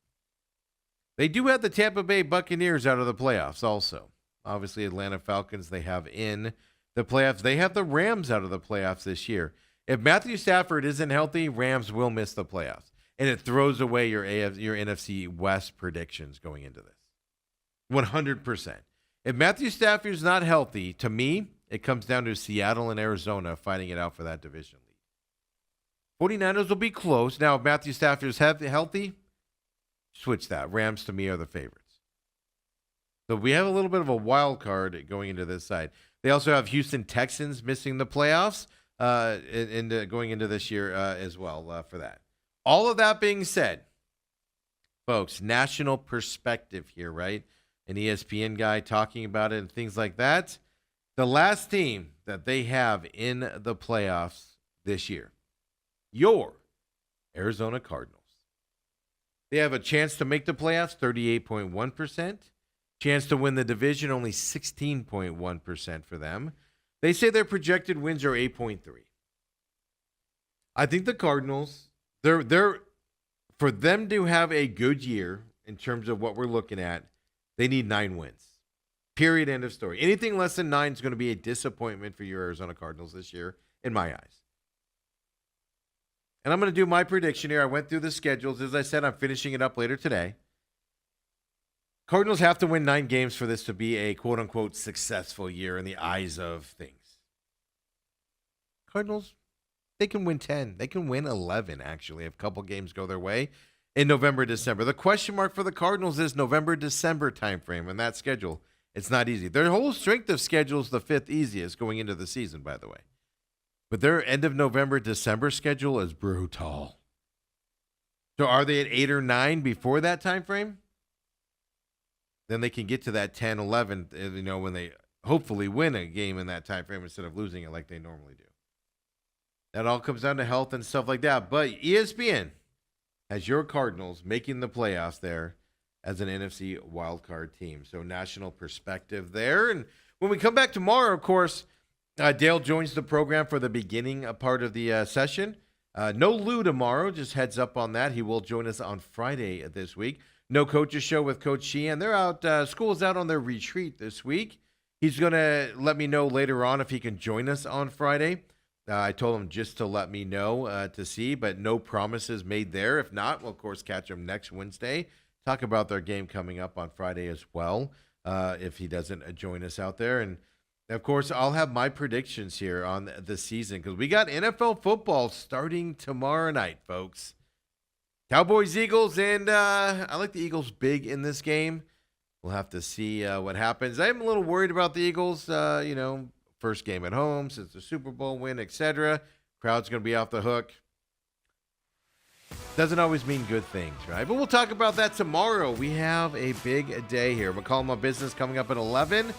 Come and join me, would you? If not, catch us on YouTube. Later on the day, we'll get this show uploaded to the YouTube as well. Free podcast system. We're just getting you more and more ways to join us and watch us as well, folks. And look, we understand YouTube and the podcast. We see you guys listening to us here. We know how many of you do it. It's a lot of you out there. And we appreciate that very much. But I'd like to share with other people as well out there for it and grow all the ways that you can catch us, whether you're on vacation or whatever your life entails or your friends' lives. But we appreciate you joining us. See you tomorrow, folks, here, the main event, 8 o'clock.